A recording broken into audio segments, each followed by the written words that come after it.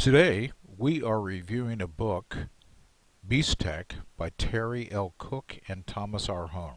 Hi, this is Russ with Blogging for Christ, and we are taking a real good look at what this book is about. It came out last year. It's a bestseller, and let's take a look at the two authors that wrote the book. We'll start with Thomas R. Horn, which he is a remarkable man. He's written other books as well. Thomas Horn is an international recognized lecturer. He's a radio host. He's a best-selling author of several books, including the newest books, Petrus Romanus, The Final Pope is Here, Forbidden Gates, and Apollyon Rising 2012. He's also known as a columnist whose articles have been referred to by writers of the LA Times, Syndicate, MSNBC, Christianity Today, New Man Magazine, WorldNet Daily, Newsmax, and White House correspondents and dozens of other news magazines and press agencies around the globe. He's also a pastor, a retired pastor. He's been on several television programs from the 700 Club, The Harvest Show, Coast to Coast AM, Prophecy in the News, Southwest Radio Church, also to name a few. And Thomas received the highest degree honorary doctorate in 2007 from a legendary professor, Dr. I.E.D. Thomas, for his research into ancient history.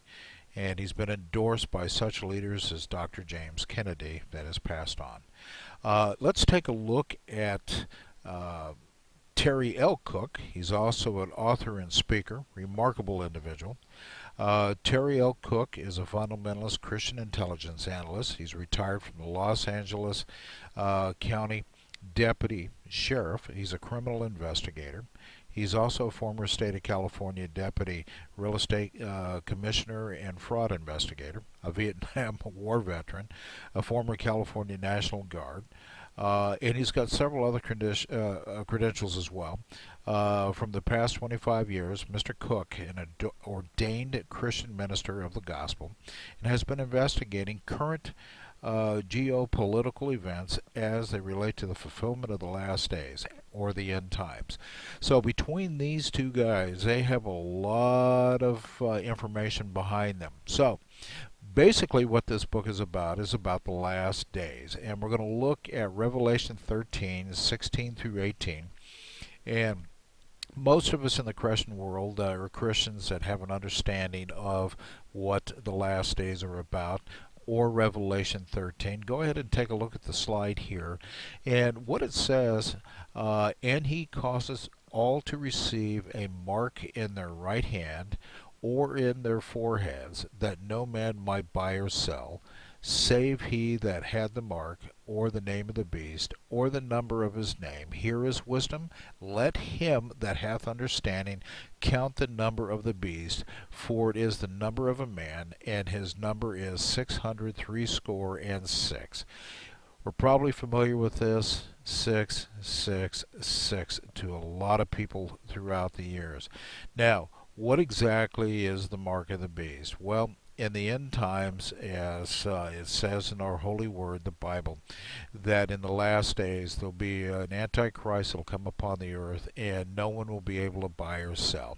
And when you look at what's taking place in the end times as it is today, we have furthered this ushering in of Mark of the Beast much faster today compared to what it was in the past. Now, in the past, no one had any ideas of how the Mark of the Beast was going to come into play. It really didn't mean anything to people. But today, it's a different environment. Why? Is because we have cell phones with Wi-Fi. We have a cashless society. With a cashless society, you can leave America or fly to Canada or go overseas, and when you use your credit card, your whatever you purchase in those areas, it's automatically converted and it's deducted from your account. So by that, what's taking place is we have right now roughly 4 or 5% of cash in the world. So we're going to a complete cashless society. And that's being ushered in by computers. And computers of what's taking place today is absolutely phenomenal. Over the last 60 years, when you look at from about when Israel came back into play in 1948, May of 1948, we've advanced in technology so fast that it's just absolutely unbelievable. Now let's take a look at the size of a biochip. Look at the size of it. It's about the size of a grain of rice. And you see how small that is? So it wouldn't be much of a problem for us to have a microchip placed in us.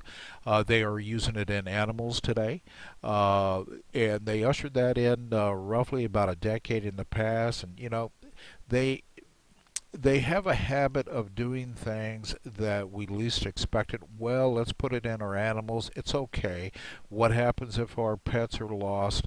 We can use satellite technology and be able to find our pets. And when you take a look at what this thing is made up of, it's got a microchip in it, it's got a capacitor, an antenna coil. And look at the size of this. Some are getting much, much smaller. The pinhead of a your finger. And here's some of the other. I mean, look at the barcodes. They're placing RFID chips in our clothing today. My wife works for a prominent store. They've been putting RFID chips in clothing for a long time.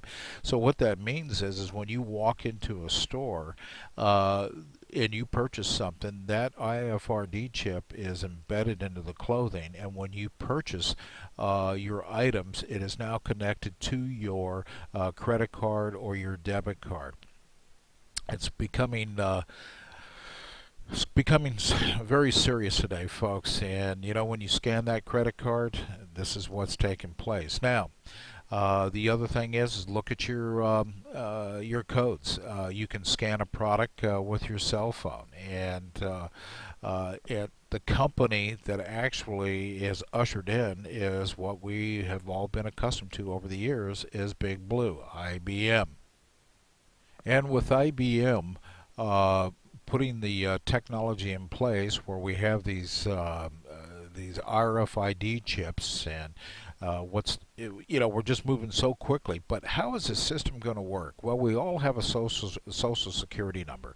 1, 2, 3, 4, 5, 6, 6, 7, 8, 9. John Q. Public. And what they're looking to do is tie everything in to your social security number, as well as the computers throughout the world that will continually monitor what's taking place. And with the RFID chips and IBM and your social security number, we are now looking at Mark of the Beast 666 to tie all this together. Now, as I said earlier in this video, no one had any idea until the advancement of technology. Today, with the advancement of technology, with the computers that are made available, and our cell phones, and Wi-Fi, and credit cards, and with the chips the size of a grain of rice, this is what's taking place in the world today. So, how is this system going to work? To give you an example, in 2013, the federal government and the Utah Data Center, which they call UDC, is in full operation. The cost of the complex is $2 billion. And what exactly does the UDC work with? Well, everything that you talk about on your cell phones, your computers, anything technology based, is being recorded at this center. And what they're looking for, and they have petaflop speeds, which would be 10 to the power of 15. They also have floating point operations per second. It can transmit this vast amount of information. Researchers invented chips with built-in lasers that use multiple wavelengths of light, and it can transmit data at terabit speed per second. Now, in the addition of buying and selling with the chips, what's happening is in 2015, the government plans for about 30,000 surveillance drones in the sky and X-ray machines. Now, check this out: X-ray machines that people can drive, the police can drive, or Homeland Security can drive down the street, and they can actually look inside your place where you work, where you live, monitoring our cell phones, as I've said in the past, looking at our computers, our ISP addresses. Now think about this. Each one of our computers, our landline computers, it's identified by an ISP address.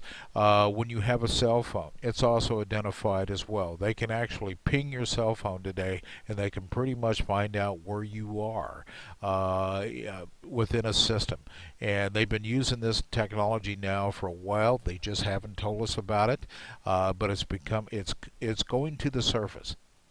Homeland Security recently admitted to monitoring our Facebook, our Twitter accounts, and Google. All the high tech that's in your vehicle and cell phone can easily be tracked and stored from your location. All this would be stored at the UDC. Surveillance equipment will cover the entire area with state-of-the-art technology, including facial recognition systems, retina scanners, and fully automated, highly intelligent cameras that use artificial intelligence along with software to automatically detect any unusual movements. And all people movements will be tracked by the computers to detect suspicious behavior and alert the police when necessary. Now, back when I was in high school, I read a book by George Orwell, Big Brother's Watching You. Most of you probably know the name. It's called 1984. Folks, we're there. Be prepared. Some of the other advances in technology is, you ready for this? Transhumanism. Being able to build equipment that is much faster, much more effective.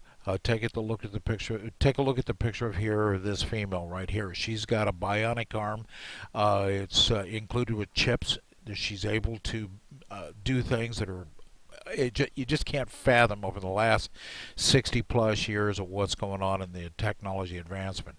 Here's transhumanism right here. They want to build super humans to go in and fight battles in war. Well, have you thought about the superhumans coming after us, the normal people? But how in the world is all this going to take place? What do they need to do in order for this system to really take hold? Is what they need to do is create a financial crisis.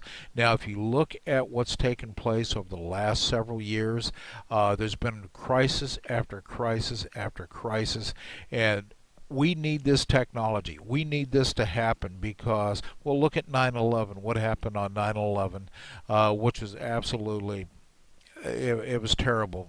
3,500 people lost their lives. But that helped usher in the use of cameras, cameras on all corners, looking at what's taking place in the employment arenas. We are now become super secured minded, and this is a way for them to look at the end times, the one world government. And with the collapse, look at the collapse of Lehman in 2008. There is more cameras, more drones that are put in our skies and on the ground to usher in what's taking place in the last days. So when you go back and you look at what the Antichrist is all about, 666, and you look at the scripture that it's in the previous video, Revelation 13:16 through 18. This is what's taking place, folks. This is what's going on in the last days, and it's already begun. It's not going to get any better. We have when you go into your, as I said before, when you go into your jobs, you various places, street corners, you even sit at a traffic light and you look up at the top of a traffic light. What do you see? You see a camera looking down on you. You watch your morning news. You look at the people that are giving the traffic. What do you see? They're able to look at cameras and traffic conditions out on the road. Well, I hope that this introductory video will help you out, give you a better understanding. Beast Tech is a phenomenal book. I do recommend it. I'll include a link somewhere below this video where you can look at and possibly buy the book. It'll help you have a better understanding, even if you're not part of the Christian community, which I do recommend that you become a Christian. But have a great day today. Looking forward to bringing you more content in the future. God bless.